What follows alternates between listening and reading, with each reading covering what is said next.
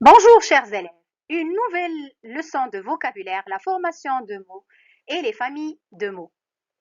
Les objectifs, savoir ce que c'est qu'un mot, comprendre la formation des mots par composition ou par dérivation et comprendre la notion de famille de mots. Avant de voir cela en détail, voyons d'abord ce que c'est qu'un mot. Un mot est un son ou groupe de sons ou de lettres formant une unité de sens. Il représente un être, un objet ou un concept. Dans la phrase suivante, nous allons voir d'où viennent les mots et comment ils sont formés. Nous avons 13 mots. Alors, dans la langue française, on a des mots simples, des mots composés et des mots dérivés. En quoi consiste précisément la dérivation et la composition?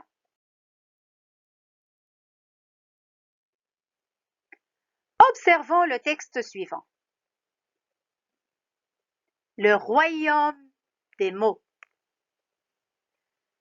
Dans sa quête perpétuelle pour retrouver l'étymologie de ses confrères, Grand-Père marchait inlassablement quand soudain il fit la rayonnante rencontre de Ensoleillé. Une discussion s'engagea entre les deux compatriotes du royaume des mots. Vous m'avez l'air familier, dit Ensoleillé. Vous êtes un mot composé, n'est-ce pas?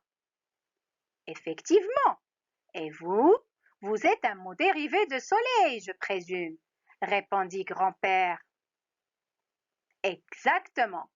Je suis un adjectif qui décrit l'état de toute chose affectée par mon radical soleil, et ceci grâce au préfixe en.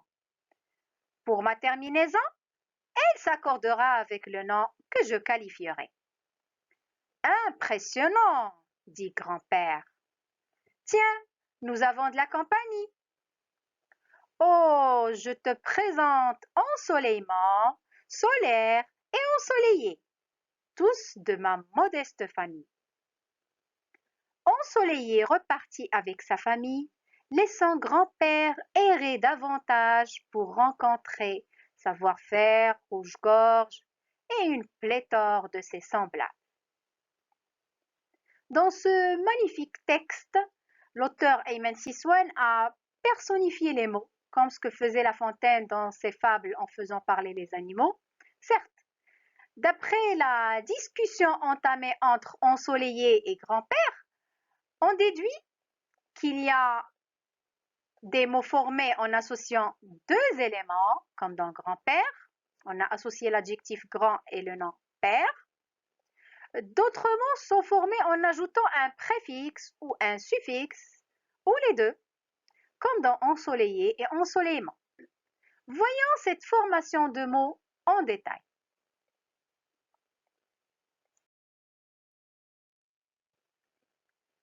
Pour former un mot, il existe deux procédés, la composition et la dérivation. Commençons par la formation par composition. Dans un mot composé, on associe au moins deux éléments pour créer un nouveau mot. Dans le texte, on a vu le mot grand-père. On a associé l'adjectif grand et le nom père et on a obtenu grand-père. Vous devez savoir que le mot composé peut s'écrire soit en un seul mot, par exemple omnivore, photocopie, gendarme. Alors en un seul mot, les deux mots qui le composent sont soudés. Ou bien en deux mots ou plus. Soit ces deux mots sont séparés par un espace, comme dans compte rendu, ou séparés par un trait d'union, comme rouge-gorge et savoir-faire, ou bien séparés par une préposition, comme tout à l'heure et pomme de terre. Ces noms composés peuvent être formés soit d'un adjectif et d'un nom, comme dans le cas de rouge-gorge, peuvent être aussi formés de deux adjectifs comme sourd-muet, ou bien de deux verbes comme savoir-faire.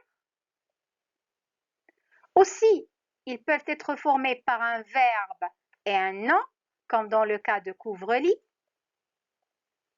ou bien par un nom plus une préposition plus un autre nom, comme le mot chef-d'œuvre. On verra comment les orthographier correctement au pluriel dans la prochaine leçon d'orthographe. C'est tout ce qui concerne la formation de mots par composition. Passons maintenant pour voir comment former les mots par dérivation. Alors, la deuxième manière de former les mots est la dérivation. C'est ça.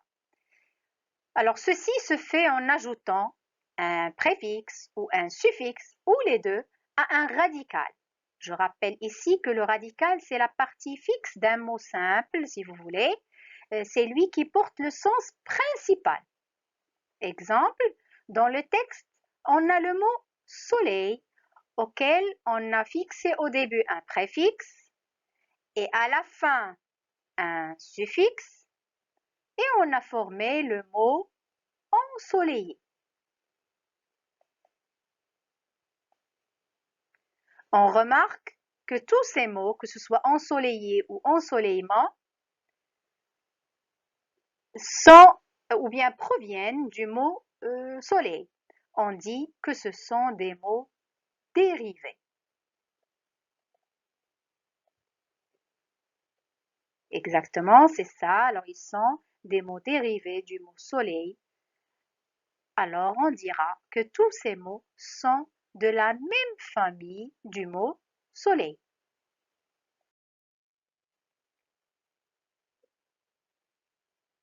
Dans le texte observé tout à l'heure, ensoleillé a présenté ensoleillé, ensoleillement et solaire en tant que des membres de sa famille. Pourquoi à votre avis? Eh bien, tous les mots dérivés appartiennent à la même famille de mots. Ils sont liés par un sens commun. Ici, le radical est soleil. Ensoleillé veut dire exposé au soleil. On dit un endroit ensoleillé, c'est-à-dire un endroit exposé au soleil. Ensoleillement indique l'état d'un lieu.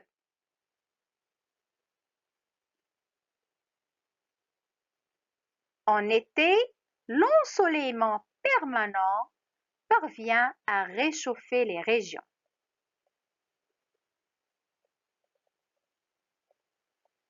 Aussi, solaire désigne tout ce qui est relatif au soleil. Exemple, heure solaire.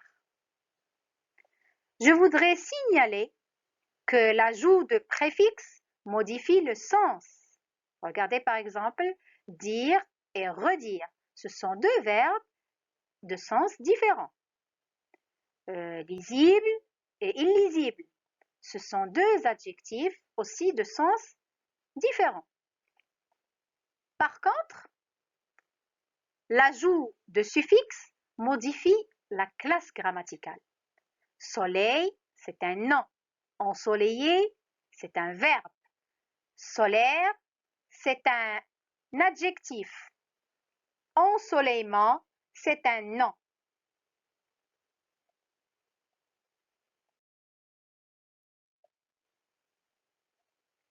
Passons maintenant aux exercices d'application pour vérifier la compréhension de la leçon. Commençons par la formation par dérivation. Complète les phrases par des mots de la même famille de feuilles. Veut dire tourner les pages d'un livre. Deuxième phrase, pour préparer des millefeuilles, on utilise une pâte. Le est l'ensemble de feuilles d'un arbre. Et dernière phrase, tous mes papiers sont rangés dans un... Alors, quelques secondes pour réfléchir. Alors, ce qu'on nous a demandé ici, c'est ajouter des mots de la même famille de feuilles pour compléter les phrases. Commençons par la première phrase. Ici, on parle d'une action. Automatiquement, ce sera un verbe. Feuilleter veut dire tourner les pages d'un livre. Deuxième phrase.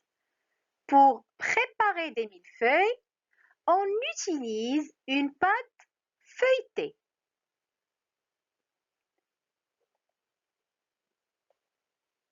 Troisième phrase. Le feuillage est l'ensemble de feuilles d'un arbre. Et la dernière phrase. Tous mes papiers sont rangés dans un portefeuille. Alors ici, on a 4 mots qui appartiennent à la même famille puisqu'ils ont le même radical qui est le mot feuille, mais on voit qu'ils ont des classes grammaticales tout à fait différentes. On a des noms, on a des verbes et on a un participe passé.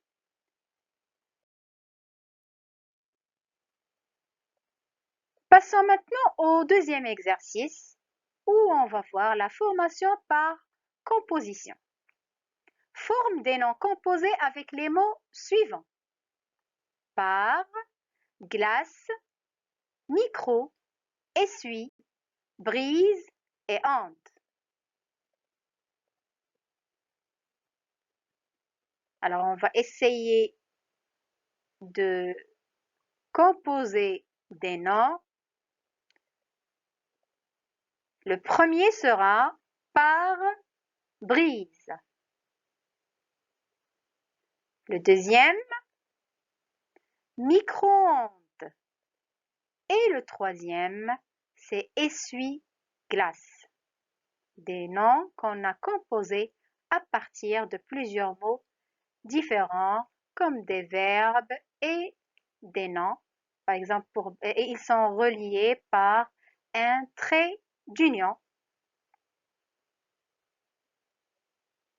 J'espère que la leçon a été claire. Je vous remercie pour votre attention.